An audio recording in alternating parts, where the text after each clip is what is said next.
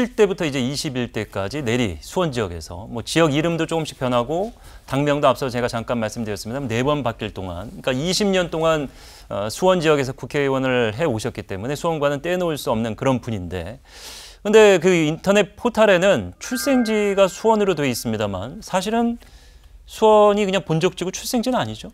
네, 제 출생지, 그러니까 그것을 원적이라 그러는데요. 네. 출생지는 황해도 연백군 은천면 우포리 245번지입니다.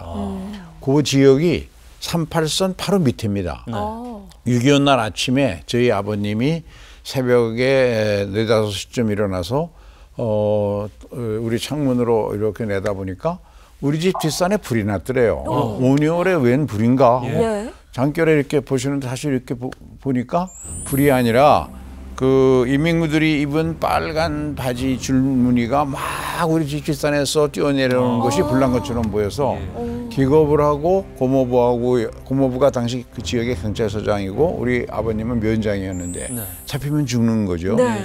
그래서 연락을 해가지고 우리 부엌과 광이 함께 붙어 있었던 그 부엌에 나무단 3단을 제껴놓고 그 안에 벽에 붙어서 있고 나무단 3단을 숨겼는데 30분도 안 돼서 인민군들이 들이닥쳐가지고 집에서 어머니나 뭐 집안 식구들은 어제 저녁에 다 남쪽으로 내려갔다. 예. 근데 이제 이 사람들이 수색을 하는데 나무단 1단 제끼고 따발총에 착검해가지고 이렇게 쑤셨는데 만일 2단을 제끼고 그랬더라면 꼼짝없이 잡혔을 겁니다. 근데 이제 그 인민군 소대장이 여러 지역에 점령 그 임무를 부여받았을 거 아닙니까? 근데 우리 마을이 첫 마을이니까 네. 빨리빨리 가자 이래가지고 그냥 가는 바람에 사셔가지고 그때부터 마루장을 뜯고 방공호를 파가지고 그 시종 마을이니까 비밀이 지켜졌죠. 예. 거기서 9.28 수복대까지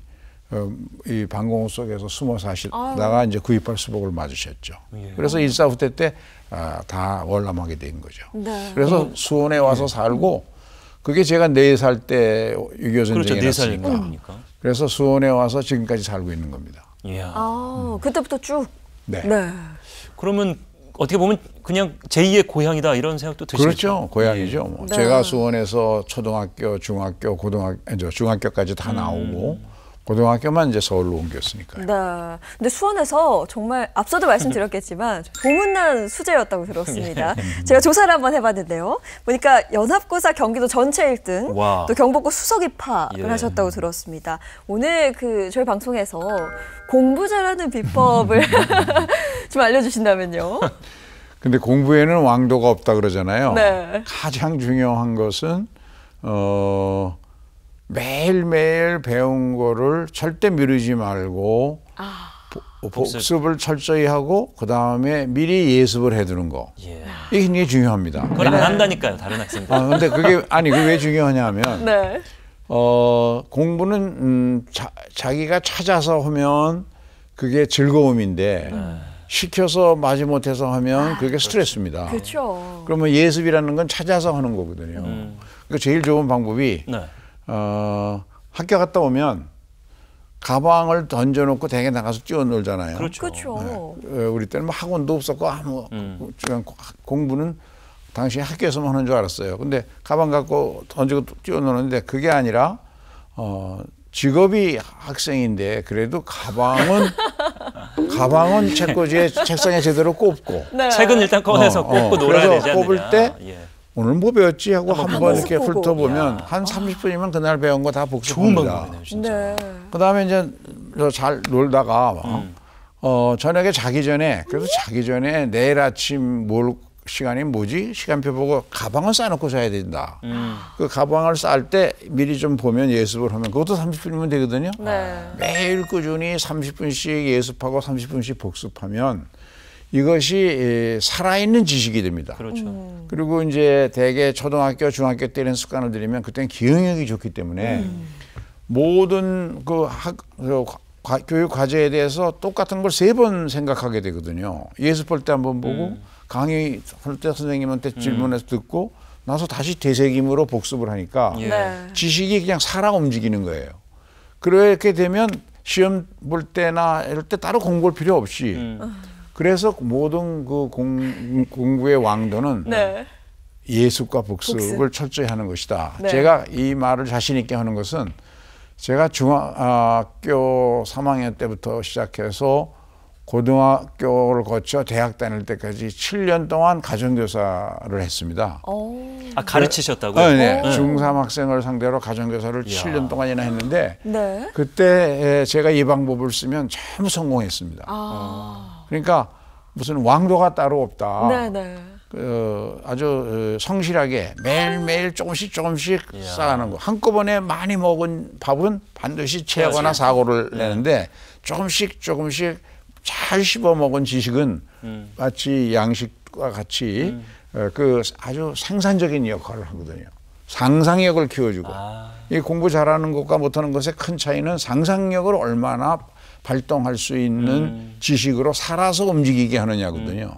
단순히 남한테서 억지로 한꺼번에 많은 걸 집어넣으려면 그거 다 이해하기도 힘드니까 그냥 주는 대로 받아서 넣을 수밖에 없고 그러면 3, 4일만 지나면 다 잊어먹습니다. 네. 그런데 매일 되새겨가면서 끄집어내서 생각해보고 강의 들을 때 생각하고 또 복습하고 이러면 이게 생산제가 되거든요. 아, 그 그렇죠. 무렵에 딱 보니까 그 가정교사 하신 무렵에 제가 중고등학생이었던 것 같거든요. 가정교사로 만났으면 제가 후배 될 뻔했습니다, 학교. 근데 예인 씨도 뭐 공부 명문대 나온 재원이긴 합니다만 제가 알기로는 학창 시절 공부 잘 안 했잖아요. 아, 지금 말씀 들으면서 네. 나는 아닌 것 같은데 그러지 않았던 것 가방 같은데. 그냥 바로 던지고 나가서 놀던 학생이었어요. 아, 그렇죠. 전 좀 뛰어놀던 학생이었는데 지금 이 말씀을 듣고 정말 전국의 많은 이제 학생들이 좀 피곤해지지 않을까 그런 생각이 들기도 예. 합니다.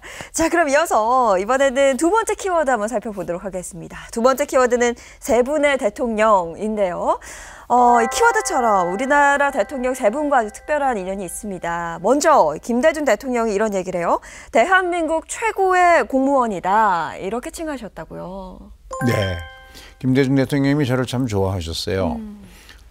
제가 1급 공무원, 지금의 기재부, 그 당시는 재경부라고 그러는데, 재무부 재경원 이럴 때인데, 거기 세제실장이라는 자리를 하고 있을 때인데, 네네.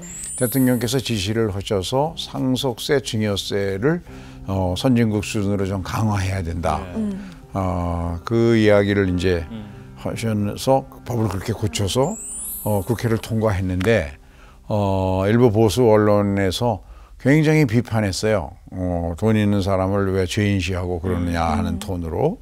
거기서 이제 대통령께서 그거는 잘못된 옳은 정책을 하고 왜 홍보를 못해서 제대로 못 알리냐 해서 이제 홍보를 하라 그래서 제가 TV 그 토론 프로그램에 나가서 대담을 했는데 그거를 김대중 대통령께서 들으시고 저한테 칭찬하는 전화를 주셨더라고요. 그때 제가 뭐라 그러냐면 좋은 세금이라고 하는 것은 부자가 되기는 쉽게 그러나 부자로 남기는 어렵게 그게 좋은 세금이다. 그 얘기를 했습니다. 예.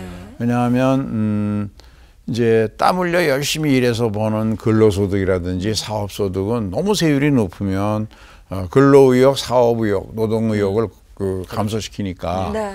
그래서 그것은 세율이 어떤 경우에도 50%를 넘으면 안 되죠. 더 낮을수록 좋고 다만 그렇게 하다 보면 시장경제에 어떤 특성이 있냐면 부익부 빈익빈이 만들어지게 됩니다. 충족이 되는 거죠, 부가. 예, 부가 축적이 돼서 돈 있는 사람은 자꾸 벌게 되고 네. 가난한 사람은 기회를 못 가지니까 못 벌고. 근데 그것을 그대로 내버려두면 저 중남미처럼 불과 10명의 부자들이 전 중남미 나라의 재산의 90% 100%를 다 갖는 그렇게 되면 인생의 경제적 출발을 어떤 사람은 100m 경주하는데 운동복 입고 뛰고 어떤 사람은 쇠시랑 차고 뛰는 것과 같은 결과가 되니까 그래서 그 정부의 역할은 부자가 되기는 쉽게 하되 조세를 통해서 가능하면 부자로 남기는 어렵게 상속세 증여세를 좀 매길 필요가 있다. 그래야 인생의 경제적인 출발이 비슷해지고 누구든지 자기의 발전과 자기 가족의 발전을 위해서 도전하려는 의욕을 갖지 않느냐. 지금 우리 20대들이 도전 정신이 부족해지는데 그 기회를 안 줘서 그렇거든요. 그리고 성공의 가능성이 보여야 되니까. 그래서 그런 이제 이야기를 했습니다. 그랬더니 대통령께서 그걸 다 들으시고 저한테 뭐라 그러시냐면 그 부자가 되기는 쉽게 부자가 되기는 어렵게 그거 어느 학자가 한 얘기야.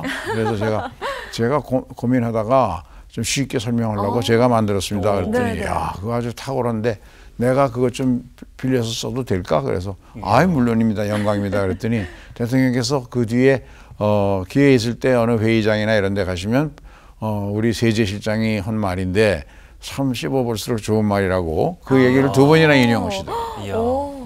그 보통은 그냥 출처를 인용 안 하는 표절인데 역시 김대중 대통령님은 출처를 밝히고 가져다 쓰셨고. 김대중 대통령님은 제가 모셔본 대통령 중에서 가장 공부를 열심히 하시는 분이에요. 공부를 끊임없이 하시는 분이니까요. 당신이 하시는 모든 주재하시는 회의, 사회 모든 비서들이 아무리 글을 써줘도 절대 그대로 안 하시고 다시 씁니다. 직접.